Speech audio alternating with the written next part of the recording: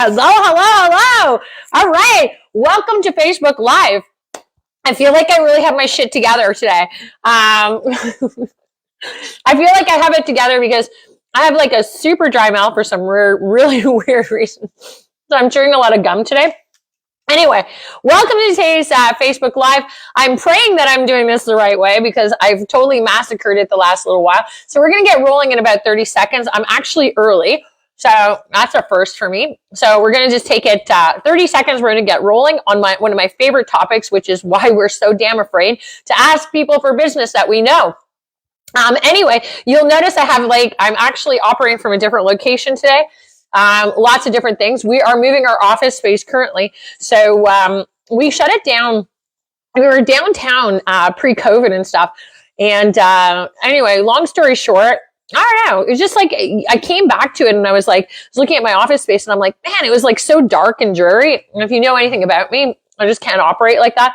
So I wanted to move my team into a happier, kind of more brighter place. I posted a video on it.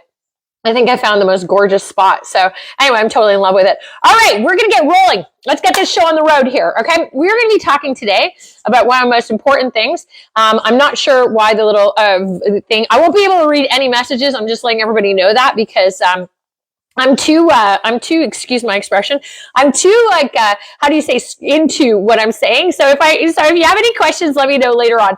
So what we're going to be talking about is we're doing another round of some NLP coaching. So this is a really cognitive behavior coaching. What I am tackling is a lot of the topics that we're seeing prevalent in many of our clients, the industry specific, in sales in general. And what we're trying to do with these Facebook Lives is just kind of cover the topics. Last week, like I said, it was self-sabotaging. I got such wicked feedback from people on that. And one of the things I really loved was how many people moved through it this past week. That self-sabotaging one, that is a big one. The other thing you want to remember too is I did upload onto our YouTube channel the 2020 challenge.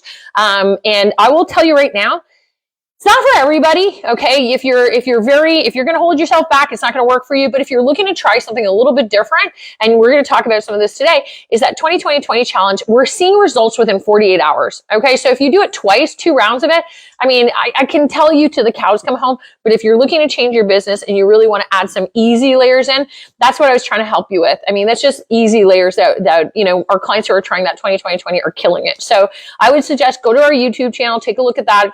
I think it's Red Apple Coaching in the YouTube channel. Obviously, I'm slightly busy, but anyway, I don't personally upload it, but my team does. All right, so let's get this party going, okay? And I am just going to 2 seconds here. Somebody has just texted me and said they cannot get in, so give me a second here. Let's see. Wait a second. Look at me. I feel like I generally have my shit together. Here we go. There we go. Look at that. All right, got you in. All right, so look at that. Anybody else who tries to get in now cannot get in. All right, so anyway, I've let everybody I can in here, so a lot of people will watch it. So like I was saying, the 2020 really works, but one of the biggest things that I'm seeing in this industry, and I'm just going to pull up my notes, is I see people holding themselves back quite a lot. So I try to get as much as I can. Those of you who know me know that my background is with cognitive behaviors and whatnot and what we're all doing. So there can be several reasons in business when you want to succeed. So last week we talked about self-sabotaging behavior. This is an entirely different type of behavior. This is really about several reasons why somebody might be afraid to actually reach out to the people who know you. And where I see this in coaching a lot is I'll say, okay, you're a very highly networked person, or you have a good circle of family and friends. And then all of a sudden I see that the individual won't reach out to them, won't ask for business, won't do it, or they're really pushing back in coaching and consulting and basically saying, I'm not going to do it. I just don't want to do it. I'd rather go hunt for strangers or have somebody else feed me business or pay exorbitant amounts in marketing. When realistically the conversion, if you're really speaking from a sales perspective, a business sales perspective, let me tell you something. It is catastrophically different. The results you're going to get from those who know you and those who don't. And second of all, everybody's scared shitless of everything. Okay. So, if you're going to sit here and you're going to say, I'm not doing something because of it. Okay. I understand that, but understand also that you're holding yourself back from extreme success. So there can be several reasons why people are afraid to ask friends for business. Understanding them can be complex. So I'm going to cover about 4 of them right now. Then we're going to cover some solutions. I'm going to use some examples for you. Okay. So one of the things that you want to look at is, first thing is fear of rejection. So you're going to fit into one of these 4 categories. Okay. Fear of rejection. And this is only related to friends. Okay. Friends and people you know. So fear of rejection, if I get that pushback, people are usually afraid. They come to me and they say, they're afraid their friends are going to reject their business ideas or their proposal for business, which would cause a strain on the friendship. Okay, so they don't want that. The second one is fear of appearing pushy. Okay, that's a totally different fear. Maybe seeing more than just business contracts. And so what people are worried about when they're afraid of being pushy is they don't want to be seen. They don't want their friends to feel like they're a business contact.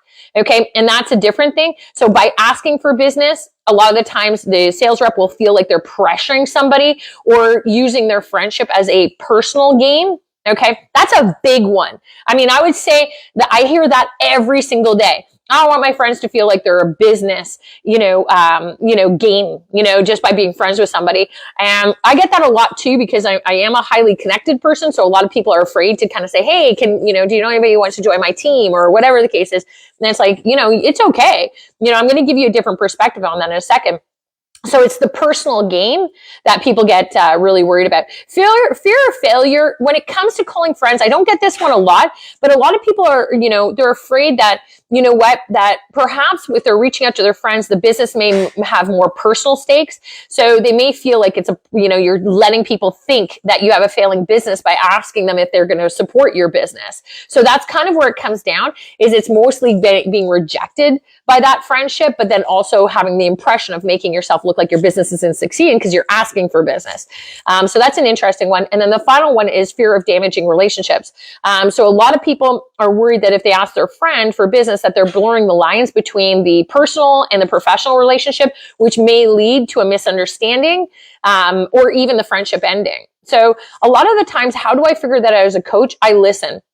Your language pattern, when you're asked to reach out to friends or family or whatever the case is, your language pattern will really identify which one of these it is. So just like next time you have to do calls, just kind of dig a little deep and go, okay, well, what is coming up? What is the actual thing that's holding me back from doing this? So you can tell by your language patterns where you sit in this. Although I'm pretty sure most of you who are watching this are going to go, I know exactly where I fit in. I'm either afraid of rejection completely. Okay, so that, and then my relationship's going to be strained with that individual because they might tell me to bugger off. A fear of being pushy. Again, using a friendship as a personal gain is where you're going to feel that one. Fear of failure will be you coming across egotistically, though, that maybe your business isn't doing good, which is why you're kind of, pushing yourself out there. And then fear of damaging the friendship, obviously, is, leading to misunderstandings and kind of, blurring the line between how to identify between personal and business. So usually it's the fear of rejection that kind of comes into the first one. It's the most common challenge that I see for many people in business. And what happens, guys, is that it can hold you back from taking risks. Okay. It can hold you back from pursuing big opportunities that you're missing. And ultimately it's hurting your goals. That's the biggest thing that it really is. So we're going to talk about some of my 5 top tips of working through this. But I want to just share a personal story with you guys. You guys know that, a lot of you know that I do a lot of Ironmans in a year. Let me tell you something. If you want to talk about being scared, okay, every single race that I do, I'm scared shitless. Because here's what you don't see. You don't see this because, maybe you do because you're in Ironmans or races or whatever the case is. But let me tell you something. We have this app called Strava. And Strava is like the Facebook for people who work out a lot. And all your workouts are posted there, including the times, the distance, the everything. It's all posted there. So you're putting it all out there. And then we train with teams a lot of times. I'm part of one of the top triathlon teams. Well, it's the number 1 triathlon team in Canada and United States. So there's an immense amount of pressure there. And then when you go to do a race, not only is it terrifying, 140 miles of exercise in over 16 hours will scare the shit out of anybody, but they have a live tracker on you. You're like a little rabbit and you get all these people who you don't even know. They can download an app and they can track your ass going through the whole race. So if you're having a bad race, you know that everybody is watching you, and it is terrifying. It is legitimately the most terrifying thing because it's fear, right? And it is a lot of pressure, and it can be overwhelming. And every single race is like that. We don't have a choice. If somebody wants to stalk you, they can stalk you. You know, if you have a bad race, well, guess what? Everybody's going to know about it, and then you're going to get a lot of pity, and then you're going to feel bad about yourself. Like, there's a lot of things in the triathlon world, in the Ironman world especially, that can really knock you down with this. So it's kind of like that's, you know, so as far as fear goes, I encounter it all the time. But fear with pressure is even worse. It is like debilitating, knowing that you've got something that you know you're supposed to be doing and you're holding yourself back because you're afraid. It's debilitating. So it only gets worse until you start conquering it, which is why we're going to cover some of that today. The other thing you really want to look at too is this. Let me be really crystal clear. I have 19,000 billable coaching hours. One of the most important pieces of advice I'm going to give you, none of it's true. None of this shit is true. Those 4 fears that you're having are just, they're genetically in you. You're supposed to be afraid. If you weren't feeling some kind of fear, just like I feel fear at the races, then guess what? It's not going to be good. Okay. I'm afraid that something's going to go wrong with this feed. I'm afraid something else is going to happen. But here's the reality is that every fear is an illusion. Okay. That's all it is. None of it's true. I'll give you a good example. Take yourself out of whatever business that you're in. And I want you to think if you had a friend who opened up a restaurant, an Italian restaurant. Yummy. I'm in full-blown training. I like to eat anything right now. I'm like, Anyway, so long story short is think of your friend opening an Italian restaurant. And it's a good restaurant. It's really good. And your friend picks up a phone. Okay, this is a friend of yours. And your friend who you talked to before and all of the above picks up a phone and says, hey, listen, you know what, Bob, I just want to give you, actually, I'm going to use Danielle. Okay, I just saw her name pop up, so I'm going to use Danielle as the example. So the friend picks up the phone and says, hey, Danielle, it's Tony. I just opened up a great restaurant a few months back. You saw that? Yeah, I saw that. It's great. Well, now that everybody's back in and we're pretty much like COVID's done, like we can actually eat at restaurants, I'm doing my best to try to get everybody back into the restaurant. So I just thought I'd give you a quick call and see. Now, are you guys thinking of any special events that are coming up? Because I'd love to have you guys at my restaurant and I'd love to be the person to host you guys there. Okay, if I say, you know what? No, I mean, nothing's coming up recently. Hey, that's no problem. We're actually going to be having a pasta night. I'm making this up, obviously. We're going to be having a pasta night, which is going to have 15 different types of pastas for people to choose from. It's going to be a lot of fun. We're going to have live Italian music playing, and that's going to be in about 2 weeks or so. Do you know any friends that if I sent you an invite to, you would share it with them and they may be interested in coming? First thing I would say is yes. Okay, now if Tony's making these calls and Tony's a friend of mine, what am I thinking here? Am I thinking, gosh, Tony's such a jerk. Tony's such an idiot. I can't believe Tony's actually calling me and inviting me to his restaurant and telling me, like I feel so used. Not at all. First of all, I eat. Okay. Second of all, I love Italian food. And third of all, I don't care how well I know Tony or not. What a cool thing to do. And guess what? I want to instinctively help people. That's the difference. Okay, a lot of people think they put themselves in their own situation and for whatever it is, because you're in the business you're in, so you feel awkward and scared making these calls. But the truth is if I'm using that analogy of Tony calling, Tony's scared to call me. That's the thing, is Tony's probably feeling the same thing you're feeling, but the truth is if Tony makes the call, not only am I going to be like, that was pretty cool, second of all, I'm going to be thinking, hey, maybe that would be kind of fun to support Tony. And then the next thing I might be thinking is that past night sounds actually like a lot of fun. We're not doing anything in 2 weeks. Why don't we just go do it? Okay. People don't know that you want their business. And if you're not reaching out to them, and they know what you do for a living, they don't think you need business, and nor are they even going to give you business most of the time. And it has nothing to do with you personally. It actually has to do with the fact that you're just not bringing it to their forefront. They're not thinking of you. Life is freaking busy. I woke up this morning. I don't even remember half of the shit I did so far. Okay. Why? Because I got so much other stuff I have to do. So I don't remember 90% of it, which is why sometimes people are like, hey, yo, I sent you a voicemail, or yo, I did this. I'm like, oh my God, I literally have to have to-do pads everywhere around my office so I can keep track of all the promises in a day that I'm making. So I have 3 assistants trying to figure all that shit out. So the truth is that life is busy. So it's not that I wouldn't appreciate Tony. It's just if he didn't call me and reach out, I know Tony. And by the way, I do know a Tony that operates one of the best Italian restaurants in the city. So, oh my God, you got to go check him out. Anyway, his pictures are like to die for, of his restaurant. So anyway, the point being is this. is that if you don't ask for it and you don't put yourself out there for it, people assume that you don't want their business. And I don't think that that's true, but I also think that you're making it into something that it's not. And if you don't reach out, you are literally losing business to somebody else who is. So it's kind of like if somebody knows, let's use real estate as an example. If you're a real estate agent and you take your real estate and you're like, yeah, I'm going to pick up a phone and I'm going to reach out or I'm going to send DMs and I'm tacky or I'm pushy. Let me tell you something.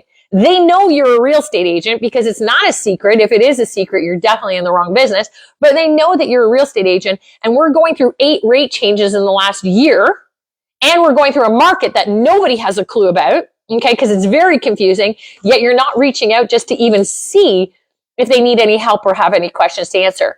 If you're not doing that and you're not asking those questions, you're not asking for business, then what is happening? You're giving a message that is totally counterintuitive. Okay, and let me tell you something. Your clients, friends, family, because they know that's what you do, they're either assuming you don't want their business or they're assuming you don't need their business. But what other assumption do you think they're going to get? That's the question I want to ask you. Your fears are holding you back from something that is totally not true. Because when I told you guys this story before I get into 5 solutions here, I've told you the story. When I was on my fitness journey, I have multiple personal trainers on my Facebook site. It was very visible that I needed help physically. I needed help. And none of them reached out. None of them reached out. They all assumed. So the truth is this, is that they assumed that I was okay or that I would reach out to them. I reached out to 0 of them. I hired 5 independent trainers. We worked my ass off for 2 years and we got to where we got to today. It was a long ass journey to get to where I am today. Nonstop, relentless. And when they sent me messages afterwards, kind of giving me shit for not hiring them, I simply just said, you never ever asked for my business. You never told me you wanted my business and you never wanted to seem like you wanted to help. So it wasn't that I didn't like the individual, but they never asked. So I am the proof that you can't hold yourself back on that kind of stuff. Okay. So it's very important. Next thing I want to say is, okay, so let's get into the 5 solutions here. Let's get this going. All right. So because it's a common challenge, it's one of the most common challenges in businesses right now. So again, it's holding you back. So let's think of a few things here. What you have to understand first is rejection is normal. It's a normal part of the business, of any business. It doesn't matter what industry you're in, you're gonna get your ass rejected. You're probably rejected if you're married. I mean, I'm pretty sure you didn't meet the first person you ever met and they wanted to marry you. If you did, good for you. You are way better than me because I tell you, like, it took me a long time. But anyway, well, I'm special. What can I say? Rejection isn't personal. So you got to see rejection as not being personal. It's part of business. If you take it personally, then you're not understanding the process of it and that everybody experiences it. On any given day, somebody experiences it. In business, you're always being rejected. Okay. I'm rejected on a consistent basis. I become normal to it. When you become insensitive to it and you're like, rejection is just normal. Not everybody needs you, wants you, or is going to use you. So just get used to it. But if you don't ask, you're getting rejected and you're just not knowing you're getting rejected. And that's actually, that's kind of like, that's like putting yourself in a corner and covering your eyes and thinking nobody can see you. Just because you can't see the rejection doesn't mean you're not being rejected. You're just not, you don't have the fearlessness to just ask for it.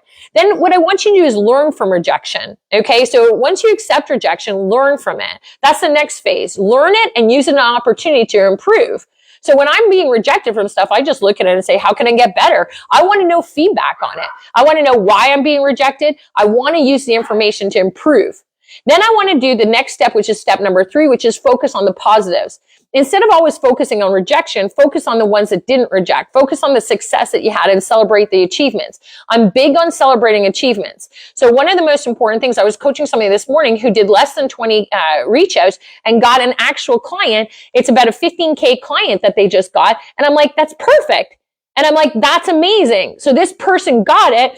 And I said, celebrate it. Doesn't matter how many people told you to bugger off or said they didn't need you. What matters is that you succeeded. And that's important, okay? Next thing I want you to do is practice self-compassion. You've got to be kind to yourself and stop beating yourself up. You know what? I can do that for most of my clients. I can beat them up, and that's my role. That's my job in a nice velvet hammer kind of way.